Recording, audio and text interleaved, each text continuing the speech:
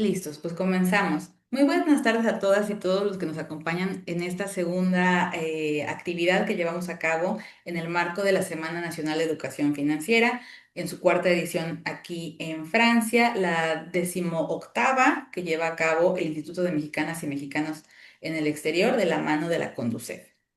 En esta ocasión, para quienes nos acompañan, tenemos el gusto de tener con nosotros a las abogadas Lorena Mondragón y Karen Mendiola, mexicanas radicadas en Francia, ejerciendo abogacía en este país y también en México, y que el día de hoy nos presentarán el webinar Creación de Empresa, Régimen Jurídico y Fiscal. Bienvenidas a ambas y les cedo la palabra y antes de cederles la palabra, les agradezco mucho por el apoyo y en nombre de la sección consular a todos, les agradezco por estar el día de hoy con nosotros. Muchísimas gracias y adelante, Karen. Gracias Rebeca. Buenas noches a todos. Gracias por su presencia. Bueno, yo me voy a presentar rápidamente. Yo soy Karen Mendiola. Yo soy abogada. Mi especialidad es el Derecho Fiscal Internacional, pero en el marco de las actividades que llevamos a cabo con la comunidad mexicana y en gran parte con el Consulado de México en Francia, también veo otros temas como pueden ser el derecho internacional privado, tanto los temas de sucesiones, temas de impuestos internacionales, donaciones, pero también divorcios internacionales.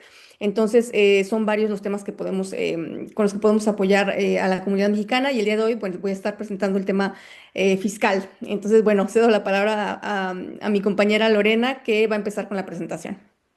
Gracias, gracias a todos igual por estar aquí presentes. Entonces, bueno, rápidamente me presento. Soy Lorena Mondragón, ejerzo en Lyon, Francia como abogada y mi especialidad es en Derecho de Sociedades, o sea, la creación de empresas, su funcionamiento, la aprobación de cuentas, así como el derecho comercial, la redacción de contratos mercantiles y la compraventa y la fusión de empresas.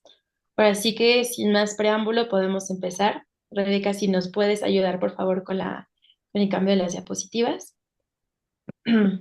La siguiente también. Y listo, empezamos con un breve esquema de lo que se va a tratar esta primera parte de la presentación, que va a ser el régimen jurídico. Va a estar dividido en la introducción al derecho de sociedades, el régimen jurídico, el régimen único de emprendedor individual. Entonces vamos a continuar con las sociedades comerciales, abordando principalmente la SAS, Sociedad Anónima de Responsabilidad Limitada, así como su proceso de creación. Y vamos a finalizar con los estatutos y los pactos de socios. El régimen fiscal va a estar presentado por Karen. Siguiente, por favor. Bueno, me gusta empezar siempre con esta frase que es: el éxito de los negocios no se trata solo de tener una gran idea, sino de evitar los errores que puedan convertir esta idea en un fracaso. Entonces, bueno, en la creación de tu negocio, te molesto con la siguiente, por favor, Rebeca. Hay muchos errores que debemos evitar, como por ejemplo confiar ciegamente en tus socios, en tus clientes, en tus proveedores, también como emitir documentos legales en derecho a sociedades, ya sea los estatutos o los pactos de socios, en derecho comercial, la firma de contratos comerciales o no tener condiciones finales de venta, también desproteger la propiedad intelectual, o sea, es decir, no registrar los logos y las marcas de la empresa y también no elegir la forma jurídica adecuada. Siguiente, por favor. Bueno, las consecuencias de no construir una empresa pueden ser varias. Aquí nada más estoy evocando cuatro, que puede ser la falta de una protección jurídica, porque sin protección moral, la persona física puede bueno, puede ser realmente impactada directamente con todos los problemas de la empresa en litigios. La responsabilidad también es ilimitada, porque en caso no hay una distinción entre el patrimonio personal y el patrimonio de la empresa, entonces eso puede comprometer los bienes propios. También puede haber una dificultad para recaudar fondos. Los inversionistas no están, pues los inversionistas pueden ser renuentes para poder invertir y finalmente hay menor credibilidad. Gracias. Y ahora sí, la importancia de elegir una forma jurídica adecuada depende de muchos factores. Uno de ellos es el tipo de actividad en el que se desea ejercer, el número de personas que van a formar parte de la empresa. Esto es importante para determinar si va a ser una sociedad unipersonal o pluripersonal que debe constituirse. También la remuneración de los dirigentes.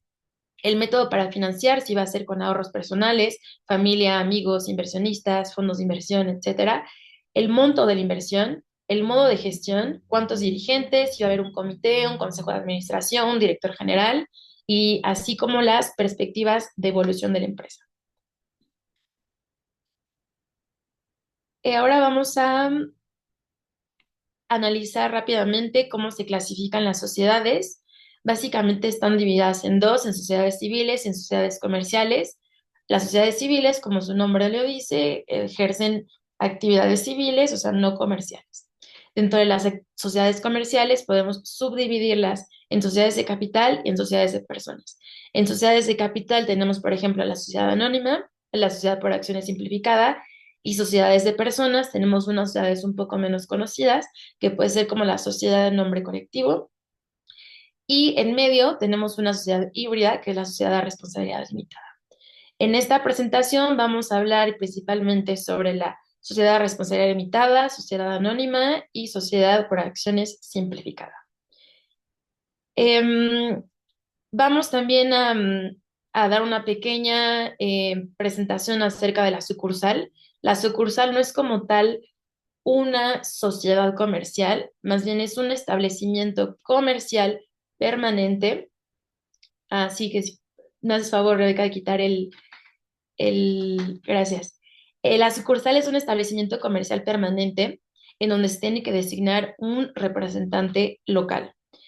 Esta sucursal no tiene personalidad jurídica propia ni autonomía patrimonial, es más bien es una antena, digámoslo así, de la empresa matriz extranjera.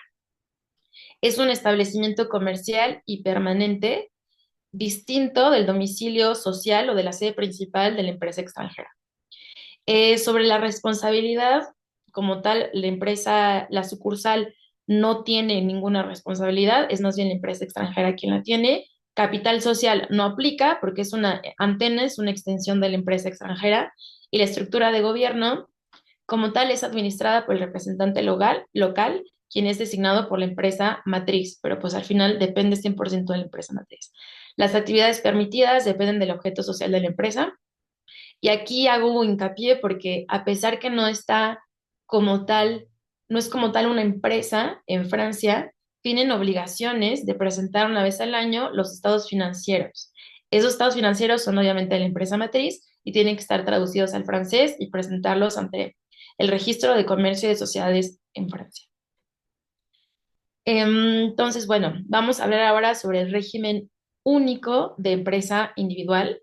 O sea, esta persona es una persona física que se llama emprendedor y tienen también esta protección patrimonial.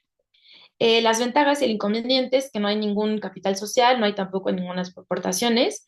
Una ventaja es que si hay una distinción entre el patrimonio de la empresa y del emprendedor, los trámites de creación son simplificados y sin ningún costo, y hay completa libertad en la gestión.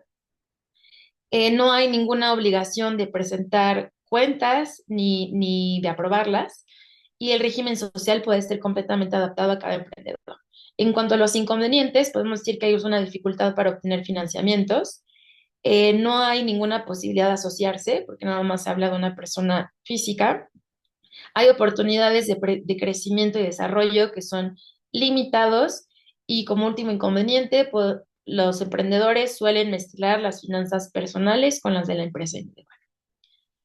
Entonces, bueno, en el proceso de creación, siguiente, por favor, Rebeca, incluye varios pasos. El primer paso es verificar la disponibilidad de la denominación social, abrir una cuenta bancaria profesional, formalizar, bueno, hacer las formalidades, se necesita el justificante de domicilio, identificación, y finalmente obtenemos el número SIRET, que es el número único de cada establecimiento del emprendedor.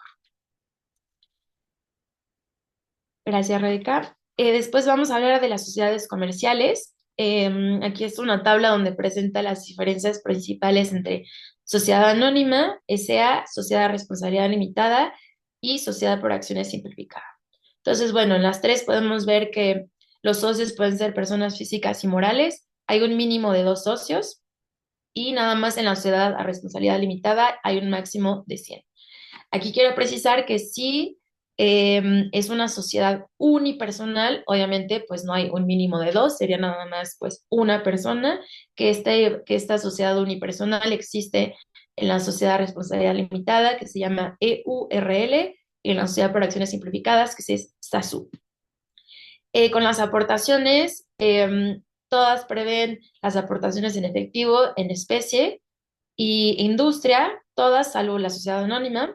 El capital social no hay ningún límite, salvo la sociedad anónima, que es 37.000 euros. Los valores se determinan, o sea, son, digamos, nombres diferentes. En la sociedad anónima y sociedad por acciones simplificadas se llaman acciones, en la otra son partes sociales. El órgano de dirección en la sociedad anónima es el presidente del consejo de administración y o director general o el famoso PDG, o sea, presidente director general, y tiene que estar acompañado de un consejo de administración que está constituido de administradores, que pueden ser personas físicas o personas morales. Las personas morales tienen que designar un representante permanente. En la sociedad de responsabilidad limitada tenemos un gerente, que es una persona física, y en la sociedad por acciones simplificadas es un presidente, que puede ser persona física o persona moral, y un director general, siempre y cuando los estatutos lo autoricen. El régimen social de cada órgano de dirección es variado, pero podemos tener similitudes con la sociedad otra vez por acciones, sociedad anónima, sociedad por acciones simplificada, que es asimilado salariado, y el otro puede ser el gerente, es un trabajador no asalariado. Y finalmente el derecho de voto, que es proporcional a la detención de capital de cada socio, pero ahí hago hincapié acerca de las acciones de preferencia. Entonces, bueno, me voy a profundizar en dos sociedades, sociedad por acciones simplificada, sociedad de responsabilidad limitada, perdón, y sociedad por acciones simplificada. Entonces, bueno, la primera. Las ventajas es que esta empresa tiene muchísima flexibilidad, es una sociedad hecha a la medida, tienen gran libertad estatutaria, hay muy pocas reglas predefinidas en el Código de Comercio, hay una libre entrada de nuevos socios, puede haber diferentes creación, puede haber diferentes tipos, bueno, categorías de acciones, como por ejemplo las acciones preferencia, acciones sin derecho de voto, los bonos convertibles en acciones. O sea, es una sociedad que es muy versátil. Y también es atractivo para los inversionistas, dada esta, digamos, maniabilidad que puede tener. Los inconvenientes es que pues, los estatutos pueden ser complejos y que pues puede haber riesgos y costos elevados si los estatutos no están bien redactados desde un principio. Entonces, bueno, después vamos con la siguiente, que es la sociedad de responsabilidad limitada. Entonces, aquí los valores se llaman partes sociales y el dirigente se llama gerente. Las ventajas e inconvenientes, es así que de los dos lados, es que es un procedimiento de aprobación para la entrada de capital de nuevos socios, se llama agrément, es decir, que si yo estoy como socia con Karen y queremos dejar entrar a Miguel Ángel, nosotras tenemos que votar de forma unánime para poder dejar entrar a Miguel Ángel como socio de nuestra empresa. Entonces, esto puede tener ventajas y desventajas. Otra ventaja es que hay muchas reglas predefinidas en el Código de Comercio. Es algo muy estructurado, hay muchísimas reglas que se tienen que cumplir. Y última ventaja es que hay una liberación del 20% del capital social a la hora de constituirse y el resto del capital durante 5 años después de la constitución. Entonces, esto es muy ventajoso porque, digamos, no se tiene que desembolsar el dinero desde un principio, ¿no? Inconvenientes, poca flexibilidad y también hay diferentes tipos de régimen social aplicables al gerente. O sea, si es un gerente mayoritario, aplica uno, y si es un gerente minoritario, aplica otro régimen social. Siguiente, por favor, Rebeca. Entonces, bueno, una vez que elegimos la forma jurídica adecuada, me gustaría hablar sobre los pasos que se necesitan para constituir la sociedad. Entonces, siguiente, por favor, Rebeca. Primero se necesita verificar la denominación social. Esto se hace por medio de la página del INPI. Después se hace la publicación del anuncio legal. Se tienen que redactar los estatutos y también algunos documentos extraestatutarios, como por ejemplo el pacto de socios, que veremos más tarde. Se necesita también abrir una cuenta bancaria profesional y depositar el capital social y se hacen las formalidades ante el registro del Tribunal de Comercio, o sea, el ICREF. Ahí se tiene que presentar el justificante de domicilio de las oficinas de la sociedad. Es posible hacer un certificado, que es una atestación de domicilio, para que la oficina sea en una casa o en un local o en la famosa esta boîte aux lettres. También se necesita la declaración de no condena y de filiación. Es como una atestación para certificar que o sea, los socios no han cometido ninguna infracción y que pueden todavía gestionar las empresas. Después se obtiene el número SIRET y después el CABIS. El CABIS es pues la identidad, o sea, el documento de identidad de la persona. Entonces, como podemos verlo, el proceso de una sociedad comercial es un poco más formal y estructurado, pero esto no quiere decir que sea complejo, digamos, es etapa por etapa. Una vez que se deposita el capital social la cuenta de banco, o sea, en el banco, digamos, todo fluye bastante, bastante rápido. Entonces, bueno, con los acuerdos extraestatutarios, pasamos a otro tema. Siguiente, por favor, que es el famosísimo pacto de socios. Entonces, bueno, son acuerdos extraestatutarios, o sea, son contratos entre los socios que regulan el control y la gestión de la empresa, así como la composición del capital. Estos pactos pueden incluir cláusulas de no competencia, derechos de voto, derechos de preferencia, veto para decisiones importantes, cláusulas de entrada, cláusulas de salida para ciertos de los socios. Las partes firmantes pueden ser solo algunos socios, todos los socios o, digamos, excluyendo algunos socios. El punto y lo importante es que el pacto de socios sea coherente o los pactos de socios sean coherentes entre ellos. También se puede prever la inalienabilidad, que es la prohibición de ceder acciones durante un cierto periodo. Por ejemplo, si dejamos entrar un inversionista, el inversionista no va a querer que los fundadores que tienen todo el know-how de cómo funciona la empresa se vayan dentro de un año, ¿no? Entonces, a lo mejor los inversionistas pueden prever esta cláusula de inalienabilidad para evitar que estos fundadores que conocen todo el know-how de la empresa se queden y, digamos, trabajen en la empresa para que, pues, los inversionistas, que al final son accionistas, tengan frutos de lo que invirtieron, ¿no? Entonces, bueno, ¿cuál es la diferencia principal entre un pacto de socios y los estatutos? Las diferencias principales, siguiente por favor, Rebeca, es que los estatutos son obligatorios. Esta prevé las reglas básicas de la sociedad, o sea, son, digamos, las reglas del juego. Los estatutos en Francia son públicos, todos tenemos acceso en páginas de internet que son públicas. No es como en México que se tiene que ir al registro para ver los estatutos porque se hace ante notario, etcétera. Aquí son 100% públicos. Em, También en caso de modificación se tienen que respetar reglas formales. Y bueno, en caso de incumplimiento, también me gustaría decir que puede ser una nulidad de las decisiones y los dirigentes pueden ser responsables. Un pacto de socios, como tal, es un contrato, es opcional, prevé las relaciones entre los socios. Este es confidencial. Esta es una gran ventaja porque se pueden prever muchísimas cosas que en los estatutos no se prevén porque son públicos y las modificaciones son flexibles. O sea, nada más se necesita hacer o sea, digamos, una modificación al contrato firmado por todas las partes y listo. Y en caso de incumplimiento, aquí más bien estaríamos hablando de daños y perjuicios, porque, pues no, o sea, digamos, es un contrato en el que se está hablando, ¿no? Entonces, bueno, en conclusión, podemos decir que la creación de una empresa requiere una planificación cuidadosa y una comprensión clara de los aspectos legales involucrados y o sea, se pueden evitar muchos errores desde un principio y durante el principio también es muy importante de prever, o sea, tener como una visión a corto, mediano y largo plazo de la empresa y elegir la forma jurídica adecuada y comprender las diferencias entre los estatutos, los pactos de socios, los diferentes tipos de sociedades, puede proporcionar una base sólida para el crecimiento y el desarrollo de su negocio y evitar muchos problemas en el futuro. Entonces, bueno, ahora sí cedo la palabra a la abogada Karen Mendiola. Gracias, Lorena.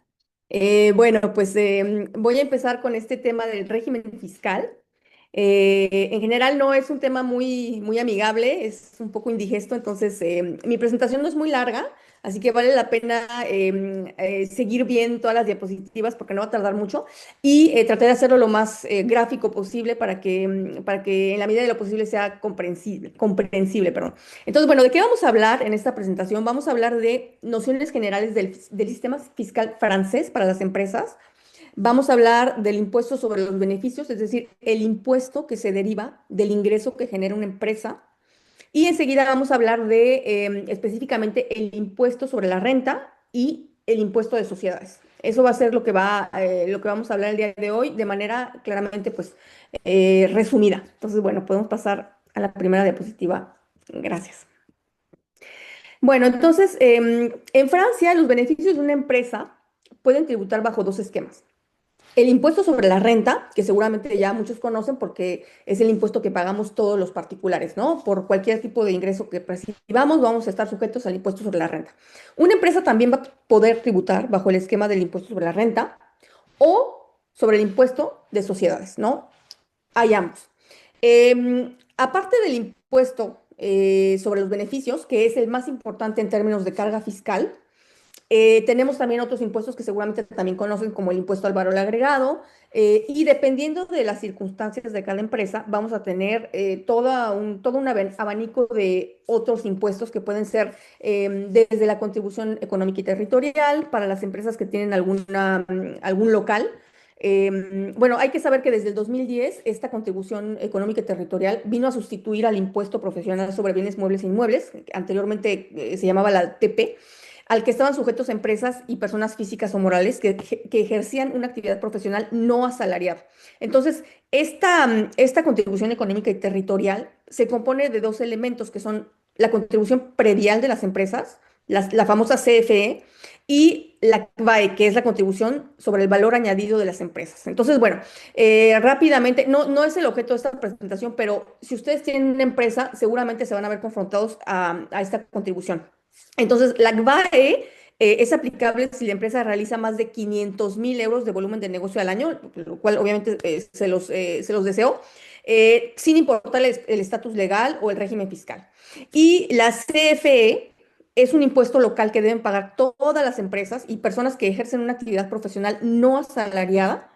Y bueno, se calcula diferente en función de si la empresa dispone o no de un local o de un terreno para ejercer su actividad, pero básicamente es otro impuesto que muy frecuentemente se aplica a empresas. Entonces, bueno, aparte de estos impuestos, existen los impuestos sobre nómina para las empresas que cuentan con empleados, impuesto de aprendizaje para la formación de los empleados, impuestos sobre vehículos de empresa, etcétera, etcétera, etcétera. Entonces, bueno, ya podemos pasar a la próxima, por favor, Rebeca. Gracias. Entonces, bueno, ¿de qué vamos a hablar? Única y exclusivamente del impuesto sobre la renta y del impuesto de sociedades. Como ya lo dijimos, el impuesto sobre los beneficios es el más importante en términos de carga fiscal para una empresa, puesto que, claro, el objeto mismo de una empresa es crear un beneficio. Entonces, el impuesto que va a venir a gravar el beneficio de la empresa va a ser uno de estos dos. Entonces, bueno, vamos a describir rápidamente el impuesto sobre la renta y tenemos que, por un lado, a la izquierda, el impuesto sobre la renta. Para efectos fiscales no va a tener ninguna distinción entre el beneficio de la empresa y el ingreso del empresario. ¿Qué quiere decir? Que por un lado, la empresa no va a estar sujeta a un impuesto directamente a su nombre, sino a través de su socio o de sus socios, si se trata de una empresa con más de un socio. Y por otro lado, de manera paralela, vamos a decirlo así, el empresario va a declarar los beneficios de su empresa en su propia declaración de impuestos sobre la renta, al momento de que presente su declaración anual. Entonces, esto es un esquema de impuestos sobre la renta.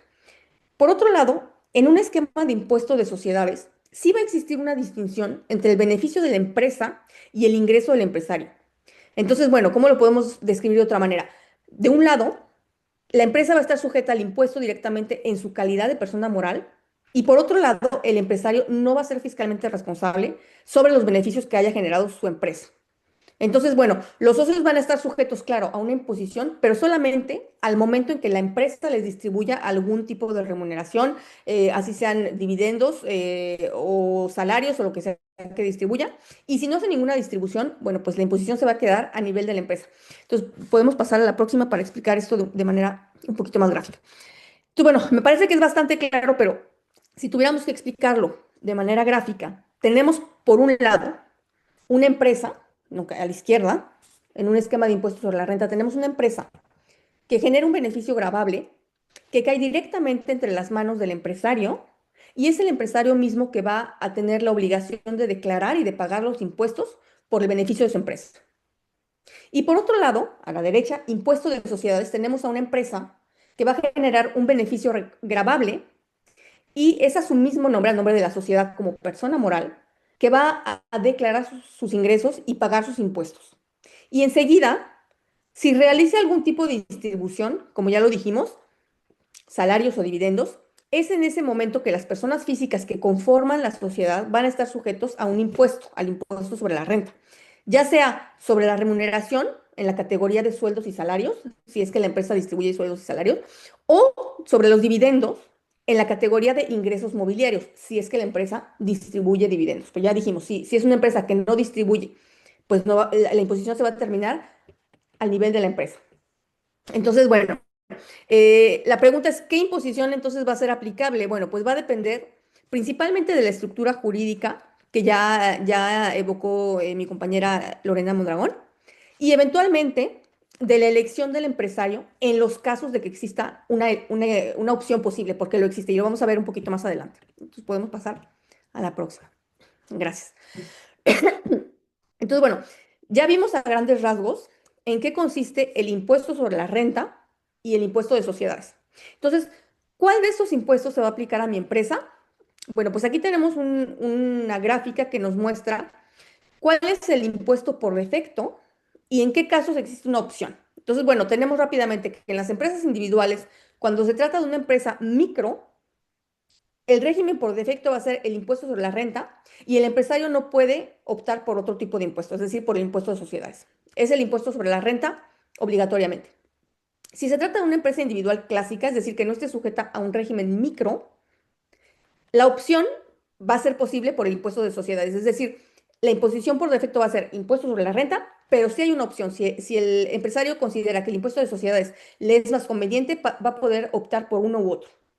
Y enseguida pasamos a las sociedades como son la empresa unipersonal a responsabilidad limitada y en su modalidad de socio único, persona física, el impuesto por defecto va a ser el impuesto sobre la renta, que va a poder optar por el impuesto de sociedades. Y si estamos hablando de esta misma empresa, pero con un socio único, persona moral, el impuesto por defecto va a ser el impuesto de sociedades sin ninguna opción, porque estamos hablando de un socio que es persona moral.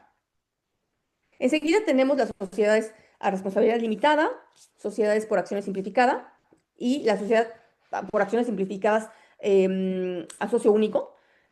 Y en este caso, el impuesto por defecto va a ser el impuesto de sociedades, pero el empresario bueno, el socio único o los socios van a poder optar por el impuesto sobre la renta, pero con ciertas condiciones.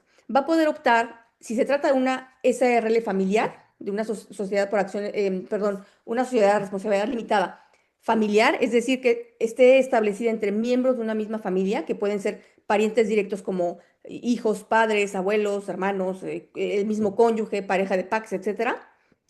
Solamente los primeros 5 años, para el caso de la SRL, la SAS y la SASU, y que no coticen en bolsa. Esas son las condiciones para que pueda optar. Entonces, bueno, es una opción muy limitada, pero existe. Bueno, entonces vamos a pasar a la próxima, por favor.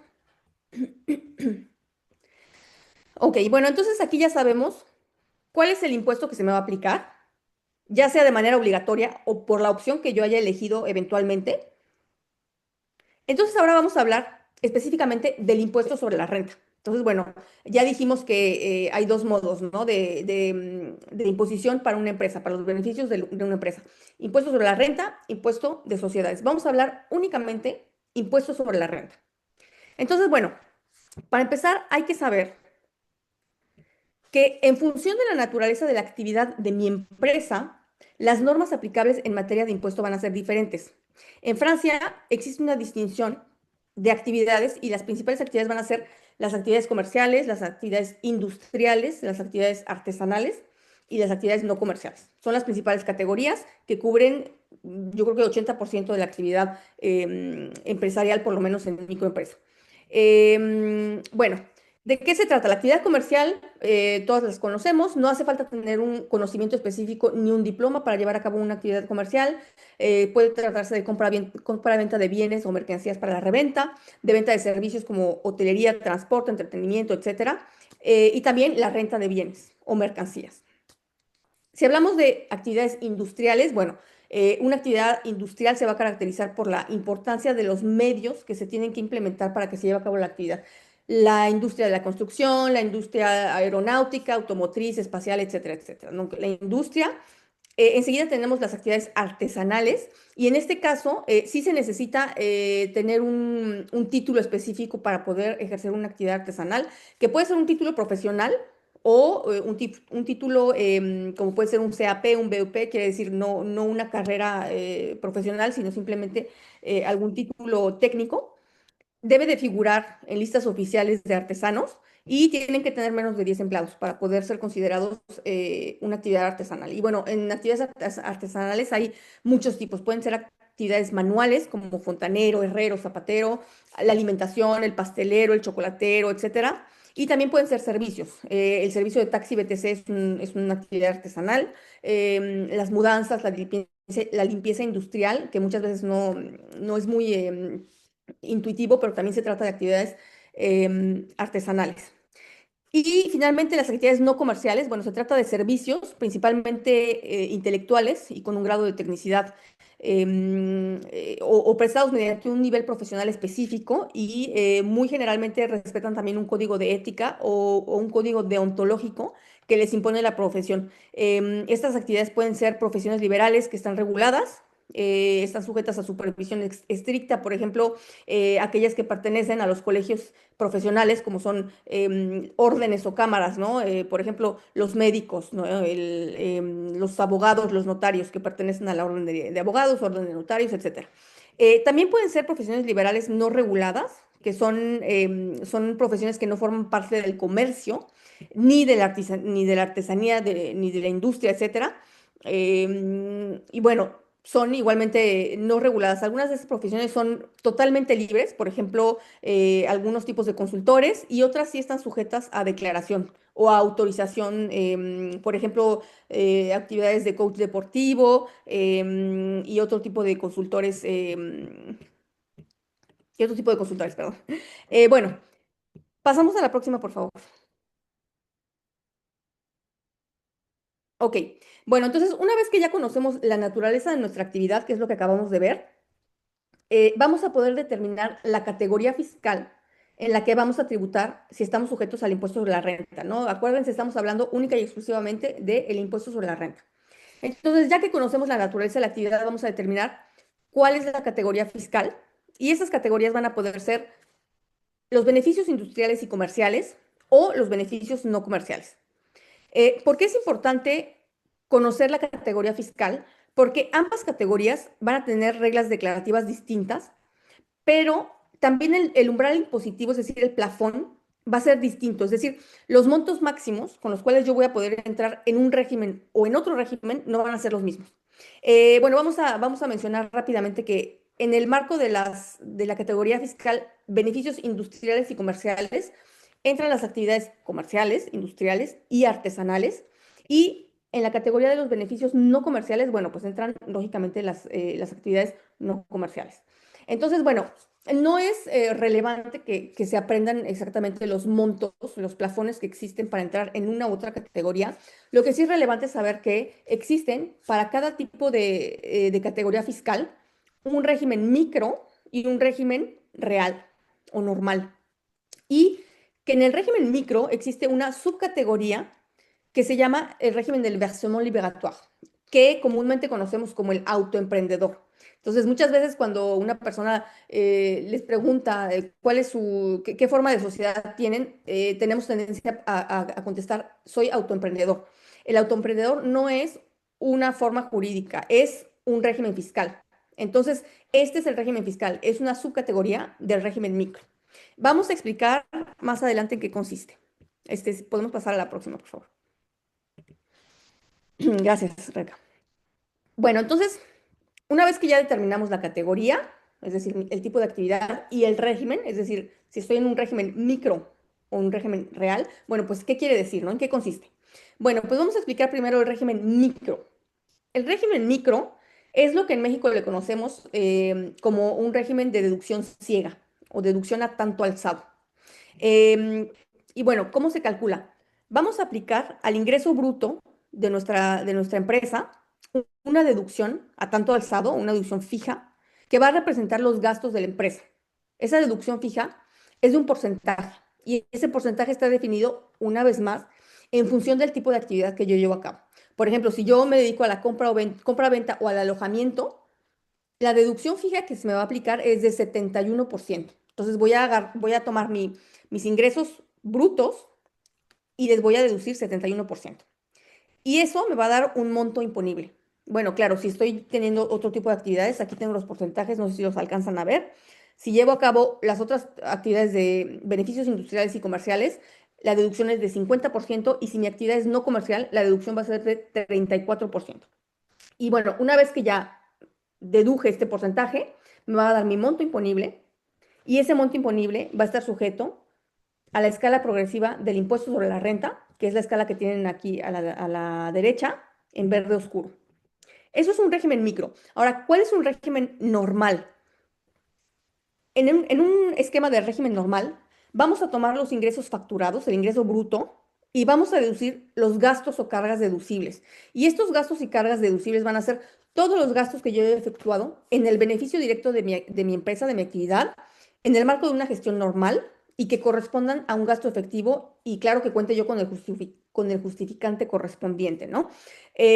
Y una vez que yo deduzco todos los gastos que yo haya ejercido en el ejercicio fiscal correspondiente, me va a dar un monto imponible que va a estar igualmente sujeto a la escala progresiva del impuesto sobre la renta, ¿no? Entonces, bueno, por un lado, repito, tenemos un régimen micro en el cual voy a deducir un porcentaje y por el otro lado voy a tener un ingreso bruto al que le voy a deducir los gastos y cargas efectivas, lo que realmente gasté para llevar a cabo mi actividad comercial o de cualquier naturaleza que sea. Una vez que ya tengo el monto neto, voy a someter ese monto neto a la escala progresiva, que como pueden ver va de 0% a 45%. Entonces, bueno, un pequeño paréntesis aquí, porque les hablé del régimen del autoemprendedor, ¿no? Conocido como autoemprendedor, que se llama el régimen del versement libératoire. Ese régimen se puede elegir cuando se cumple con los plafones del régimen micro, ya lo vimos, pero si quieren podemos subir. Si me haces favor, Rebeca, a la... Gracias. Como pueden ver aquí, si yo tengo una actividad que entra en el régimen de beneficios industriales y comerciales, voy a poder elegir el régimen del autoemprendedor si tengo un ingreso menor a, bueno, este es el ingreso que se aplicaba en algún momento, pero menor al ingreso que esté en vigor al momento en que ustedes estén calculando su impuesto, ¿no? Entonces, bueno, podemos pasar otra vez a la diapositiva siguiente. Entonces, bueno, para poder beneficiarse de este régimen, que puede resultar muy interesante, tengo que tener unos recursos, un ingreso fiscal de referencia, que es un ingreso que ustedes encuentran en su declaración fiscal anual, de 2 años atrás, es decir, van a referirse a la N-2, si estamos hablando de 2025. Vamos a checar la declaración de impuestos de 2023 y vamos a checar que el monto no rebase los 28,797 euros si soy una persona soltera. Si estoy casado o declaro con mi pareja de Pax, voy a tomar en cuenta un monto de 57,594 y así sucesivamente. En función de las partes fiscales que yo tenga en mi declaración, voy a referirme a un monto máximo para poder beneficiarme del régimen del autoemprendedor. ¿Y en qué consiste este régimen? Que creo que es muy, bueno, pues es muy común entre los emprendedores que comienzan una actividad. Bueno, pues consiste en la aplicación de un porcentaje único, que, bueno, en general tiende a ser interesante. Si yo me dedico a la venta de mercancías, objetos, materiales y suministros, el porcentaje del impuesto sobre la renta va a ser de 1%. Y claro, el porcentaje se va a aplicar al monto bruto. Aquí no hay deducción de cargas, no hay deducción de deducción ciega o deducción a tanto asado. Se le va a aplicar este impuesto al monto bruto. Si me dedico a la prestación de servicios que entran en la categoría de beneficios industriales y comerciales, perdón, el impuesto va a ser de 1.7%. Y si me dedico a actividades no comerciales, el impuesto va a ser de 2.2%. Entonces, bueno, puede resultar interesante para algunas personas, pero claro, está la limitante de que los recursos de la persona en N-2, bueno, pues son muy limitados, ¿no? Es por eso que tampoco no hay muchas personas que puedan beneficiarse de este régimen, o hay otras personas que se benefician de este régimen ya sin poder beneficiarse, ¿no? Y que tal vez por ignorancia, bueno, pues no han declarado el cambio, pero es cierto que hay que checar los plafones para poder beneficiarse de este régimen del autoemprendedor. Podemos pasar a la próxima, por favor. Gracias. Bueno, entonces aquí ya terminamos de ver cuál es el mecanismo del impuesto sobre la renta para una empresa. Vamos a pasar al impuesto de sociedades. Vamos a resituarnos en el tema. Ya dijimos que los beneficios de una empresa pueden tributar bajo dos esquemas: impuesto sobre la renta, que acabamos de explicar, impuestos sobre sociedades o de sociedades, lo vamos a explicar ahorita mismo. Entonces, bueno, es importante recalcar que el impuesto de sociedades ha ido disminuyendo desde el 2017 con la entrada del presidente Macron. Anteriormente el impuesto era de 33.33%, es decir, un tercio del beneficio de la empresa se iba en impuestos sobre la renta. Y actualmente ese impuesto va de 15% a 25%. Bueno, las pequeñas y medianas empresas tienen derecho automáticamente a una tasa reducida, que es la del 15%, y esa tasa se va a aplicar a una fracción del beneficio imponible que va de 0 a 42.500 euros, y el resto ya tributa a la tasa normal, que es la de 25%. Entonces, bueno, perdón, una empresa que tributa bajo un esquema de impuesto de sociedades se va a calcular siempre en régimen real, es decir, los ingresos facturados, los ingresos brutos de la empresa, se le van a deducir los gastos y cargas deducibles. Ya dijimos que son los gastos efectivos que se hayan llevado a cabo en el ejercicio fiscal correspondiente, que se cuente con un justificante que corresponda al gasto, y eso nos va a dar un beneficio gravable. Entonces, bueno, digamos que técnicamente es un poquito más simple que el impuesto de la renta, pero bueno, el principio es este, ¿no? Un régimen real, ingresos facturados, menos gastos y cargas deducibles nos va a dar el ingreso gravable. Y ese ingreso, perdón, el beneficio gravable, y ese beneficio va a tributar ahora en esta escala, que ya no es la del impuesto sobre la renta, obviamente, ya es la escala del impuesto de sociedades, y que cuenta con dos, digamos, con dos líneas, que son la primera 15% y la escala superior de 25%. Y bueno, con una pequeña particularidad, que las empresas que realizan un ingreso bruto de más de 7.63 millones de euros y cuyo impuesto de sociedades rebase 763.000 euros, van a estar sujetos a un pago de una contribución excepcional, que es la contribución social de empresas, que equivale a 3.3% del impuesto del ejercicio del que estemos hablando. Entonces, bueno, ya estamos hablando de empresas que realizan un ingreso bruto bastante importante. Y bueno, podemos pasar a la próxima, por favor. Gracias, Rebeca. Bueno, entonces ya explicamos cuáles son las principales características de ambos esquemas impositivos. Y de lo que acabamos de explicar lo podemos deducir, pero si quisiéramos resumir en términos de implicaciones fiscales para el empresario, es decir, ya no estamos hablando de las consecuencias para la empresa, vamos a hablar del punto de vista del empresario, ¿no? De la persona física. Entonces vamos a tener que, en un esquema de impuestos sobre la renta, el concepto de distribución de beneficios no existe, ya lo dijimos. La totalidad del beneficio que genere la empresa, así lo retire el empresario o lo deje en la cuenta, nunca se lo gaste, lo deje ahí, va a tributar con el resto de sus ingresos o de los ingresos de su hogar fiscal. y esos ingresos van a tributar a la escala progresiva que ya vimos hace un momento y que dijimos que va de 0 a 45%.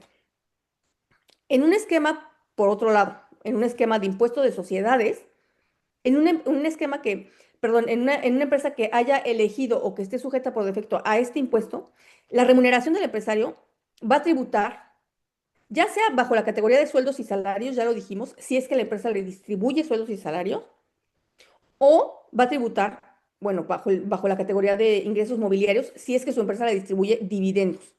Entonces, en este caso, para el caso específico de los dividendos, existe la llamada flat tax, que es un impuesto de 30%, que incluye impuestos sobre la renta y cargas sociales, pero también se puede elegir la escala progresiva del impuesto sobre la renta. Entonces, ¿qué quiere decir esto? Quiere decir que cuando elegimos el impuesto sobre la renta, todo el beneficio que genere mi empresa lo voy a recuperar como si fuera mío y lo voy a declarar en mi declaración de impuesto de la renta anual y va a tributar todo el monto que haya declarado en la escala de 0 a 45%. Por otro lado, si estoy en el otro esquema, impuesto sobre las sociedades, mi empresa va a pagar su impuesto, que va del 15 al 25%, y después yo voy a pagar un ingreso únicamente si mi empresa me distribuyó.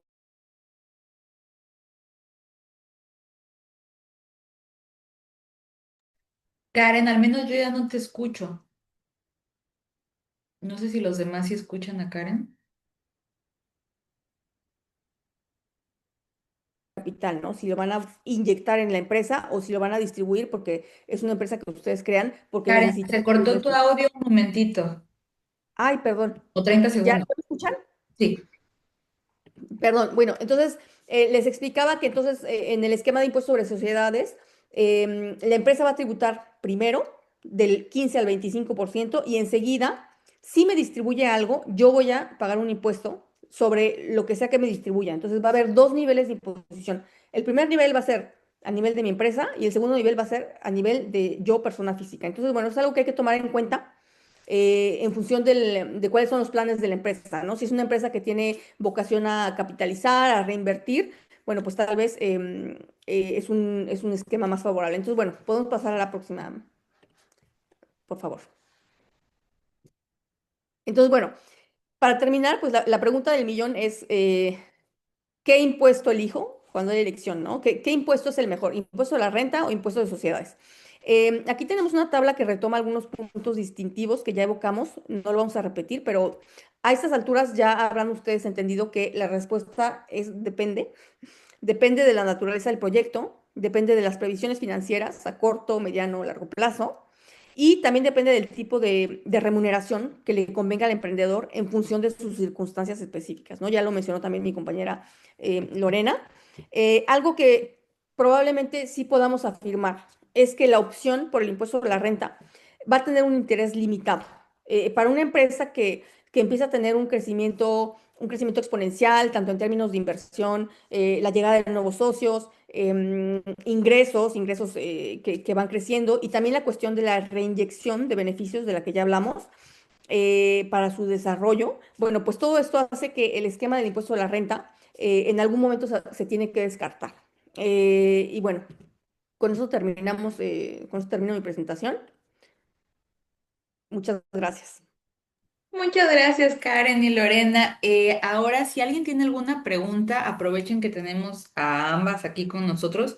Y veo que algunos de los que estuvieron ayer en el webinar con la abogada Claudia Bravo y algunos que estuvieron también en el webinar con la asociación ADI hace 2 semanas aproximadamente están conectados hoy. Así es que creo que esta actividad realmente complementa la información que ya nos habían dado previamente la abogada Claudia y la ADI. Así es que si tienen alguna duda, por favor abran su micrófono y adelante. Tenemos unos minutitos todavía.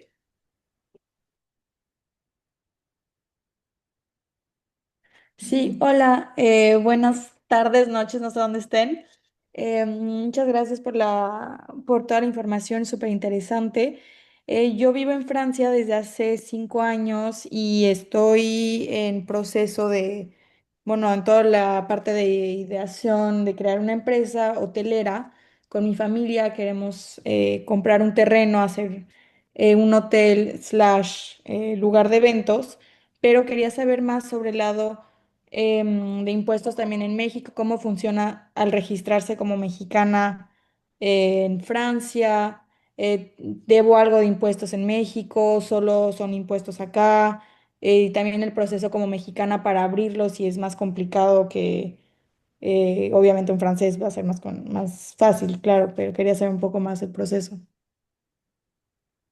No sé si quieras empezar con la parte de, como mexicana, abrir la empresa, Lorena, o con el tema fiscal, yo como Pues prefiero. sí, antes que nada se necesita, bueno, lleva 5 años en Francia, se necesita la tarjeta de residencia autopreneur y profesión liberal, creo que es como la misma tarjeta de residencia, o sea, titre de séjour. Con esa es como puedes empezar, así que a constituir la empresa. Como lo mencioné durante mi presentación, hay muchos aspectos en los que se tienen que tomar cuenta para elegir como pues el régimen, digamos, de la sociedad, como que la sociedad que se va a constituir.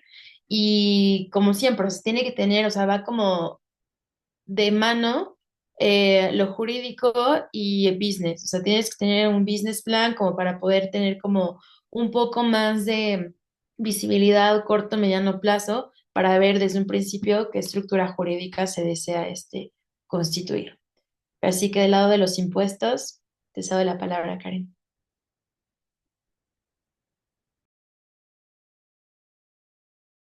Estás en mute. Estás en mute. Perdón, es Ahora que sí. estoy tosiendo, entonces como no los quiero molestar con mis tosidos. Te decía, perdón, que en el tema fiscal, y en este caso fiscalidad internacional, si el único punto es que eres mexicana, no hay ninguna consecuencia con México. Tanto México como Francia aplican una imposición no por nacionalidad, como es el caso, por ejemplo, de Estados Unidos, sino por residencia fiscal. Entonces, si tú resides en Francia, si eres residente fiscal francesa, lo cual supongo que es el caso si estás viviendo desde 5 años y que pagas tus impuestos aquí, eres residente fiscal francesa. En ese caso, si tu actividad empresarial va a estar en Francia y que no tienes nada que ver con México, es decir, no tienes una sucursal en México, no abriste ya digamos que una antena de tu hotel allá que también esté generando ingresos, si solamente estás acá, con México no vas a tener nada que ver en tema de impuestos. Ok, No sé si y respondemos a tu pregunta. sí, sí, sí, muy claro, pero ahora sí que el pequeño problema es que soy mexicana-americana, entonces, estadounidense, entonces como tengo ambas nacionalidades, en ese caso sí aplicaría. En ese caso, tienes que ver en Estados Unidos cuál es el régimen en el que tributas, porque en Estados Unidos seguramente vas a tener que presentar una declaración y esa declaración va a ser por concepto de tus ingresos en Francia. Y ya dijimos que aquí la diferencia es impuesto sobre la renta o impuesto de sociedades. Si tú eliges un impuesto de sociedades y que tu sociedad no te distribuye nada porque tienes un proyecto de envergadura y que al principio van a recapitalizar porque van a seguir invirtiendo, porque pues un hotel requiere de inversión, etcétera, bueno, pues entonces en un principio tal vez no vayas a percibir ingresos que tengas que declarar como persona física, pero al momento en que ya te estén distribuyendo, pues sí, definitivamente vas a tener que dar cuentas a Estados Unidos. Y me imagino que ya es el caso, porque si tú estás viviendo aquí en Francia y que ya tienes alguna actividad económica que te genere ingresos, pues seguramente ya estás declarando en Estados Unidos. Sí, no, porque llevo 5 años, acabo de terminar el máster, o sea, apenas voy a empezar, ahora sí que a Ah, trabajar acá y todo. ok, bueno, sí, me queda claro. Entonces sí tienes que informarte para ver cuál es tu régimen en Estados Unidos y qué es lo que vas a tener que declarar en el caso de que crees tu empresa. Y claro, lo que tengas que declarar allá va a tener que ver con lo que elijas acá como régimen fiscal, ¿no? Ya lo dijimos, impuestos a la renta o impuestos a sociedades. Ok, perfecto, muchísimas gracias. Con gusto. Muchas gracias. Siguiente pregunta. No sé si alguien más tiene alguna duda.